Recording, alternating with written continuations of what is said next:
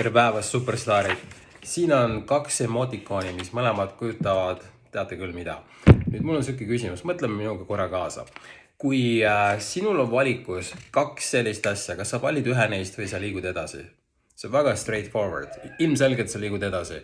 Kui sul on valikus, sa tahad endale kaaslast, vahetele kas tahad meest või naist, eks ju.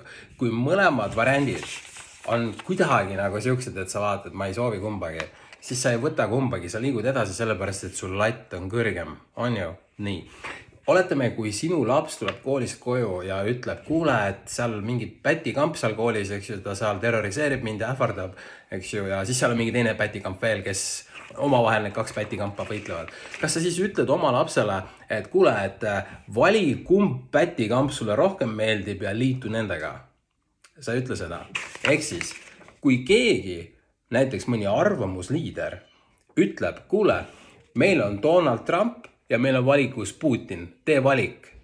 Kui keegi arvamusliider niimoodi sulle ütleb, siis sa pead aru saama, et selline mentaliteet ei kuulu 21. sajandisse.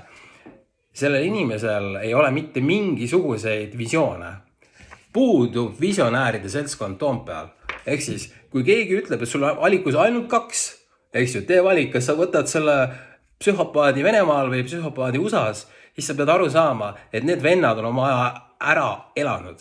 On ju? Sellest ei ole keeruline aru saada. Kui sul on kaks sitaünni, sa ei vali kumbagi, sa liigud edasi, sa valid parema lahenduse. Seega kõik, kellele tundub see loogika nagu arusaadav, tea, et sa oled minu tüüp.